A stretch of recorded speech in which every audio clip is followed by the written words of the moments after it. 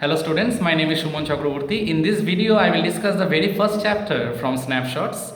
The name of the chapter is The Summer of the Beautiful White Horse. So let's get started. Chapter discussion from Snapshots. The name of the chapter is The Summer of the Beautiful White Horse. It is written by William Saroyan. The main source of the story is My Name is Adam, which was written by William Saroyan in the year 1940. Now the important characters. Number one is Adam. Adam is the narrator of the short story. He is a 9-year-old Armenian boy and a member of the Garaglinian family who live in the San Joaquin Valley in California. The Garaglinians are poor and cannot afford things like horses, and they are too honest to steal, which leads to Adam's confusion as to why Morad has the white horse in the first place. He has dreamed of riding a horse his entire life, and this desire leads him to justify Morad's actions and keep riding a horse that is not his own. Now, after Adam, the next important character is Morad. Morad is Adam's 13-year-old cousin. His family believes that he is crazy and that he has inherited the crazy streak from his uncle Koslov. Nevertheless, Adam admires him for his way with animals and his ability to ride the horse. Morad borrows the horse from John Byro by himself and keeps it hidden in a barn for over a month. But he eventually allows Adam to ride it too because he knows Adam longs to ride a horse someday. Now, after Adam and Morad, the next important character is Uncle Koslov. Koslov is Adam and Morad's crazy uncle. He is believed to be, and here I quote, the father of Morad's spirit. Though Morad is not his direct descendant, he is a tall man who is always angry, impatient, and loud. Koslov has a reputation for telling others to stop talking and ordering them to pay no attention. He said this even when his own house was burning. John Byro is the next important character. John Byro is an Assyrian farmer and a friend of the Garaglinian family. Adam discovers that Byro is the owner of the white horse when he comes to their house and tells Adam's mother that his horse had been stolen. Byro relied on the horse for transportation. Without it, he had to walk 10 miles with a sore leg to get to Adam's house. In the end, he chooses to believe his heart over his eyes and not accuse Adam and Morad of stealing, though he notices their horses' striking resemblance to his stolen one. His faith in the boys prompts them to return the horse to him. Now, after the character discussion, let us move on to the summary. Summary of the Beautiful White Horse. This is a story of two tribal Armenian boys who belong to the Garaglinian tribe. For their family, even in times of extreme poverty, nothing could match the importance of honesty. They never did anything wrong and never lied or never even stole anything. The story talks about an incident that revolves around two cousins, Adam, who is 9-year-old, and Morad, who is 13. The world for Adam at that time seemed to be a delightful and extremely joyous yet mysterious dream. People believed in every imaginable kind of magnificence. Morad was considered to be crazy by everyone he knew. The story opens with Morad coming to Adam's house at 4 in the morning one fine day. He tapped on the window to Adam's room. When Adam looked out of the window, he was taken aback and startled to see Morad riding a beautiful white horse. In fact, he was so dazed that Morad had to say, here I quote, yes, it is a horse. You are not dreaming.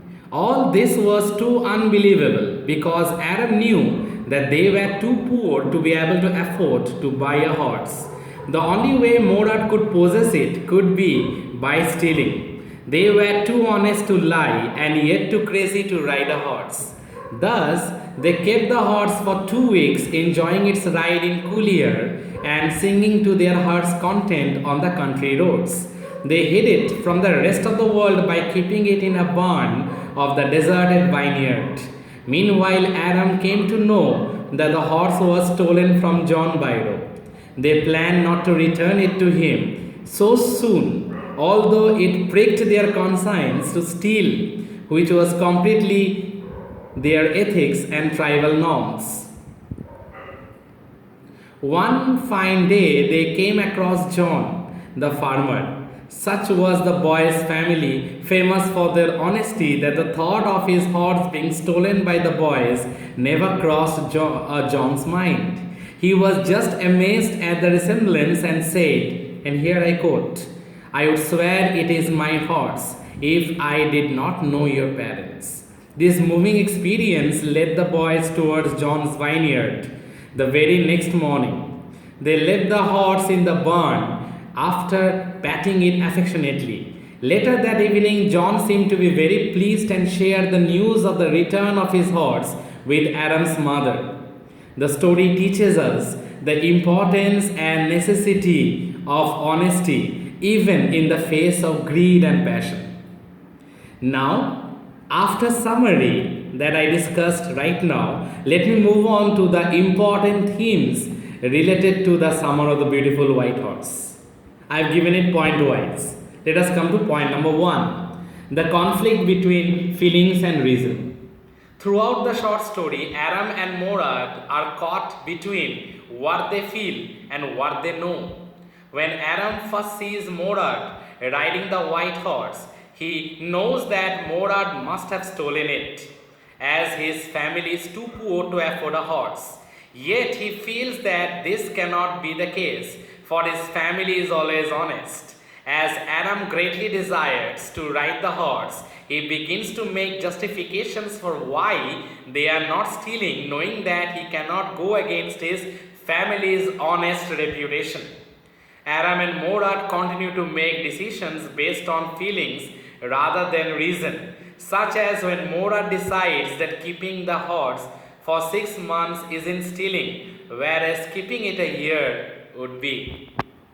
When the boys meet Byro near the end of the story, Byro refuses to accuse them of theft and decides to, and here I quote, believe with his eyes instead of his heart.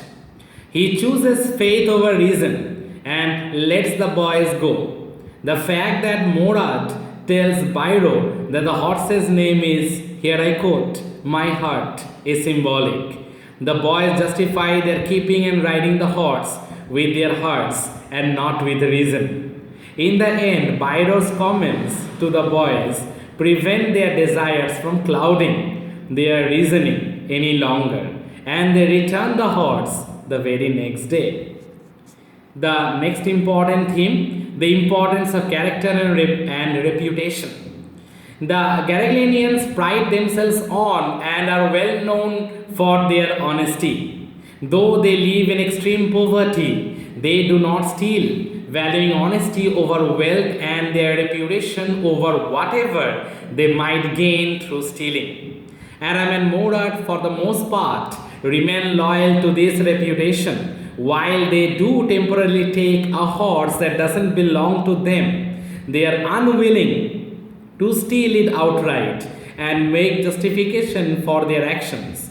When their guilt for John Byro's comments about their family's honest reputation causes them to rethink their justifications, they immediately return the horse, not willing to be labeled as thieves or to harm their family's legacy.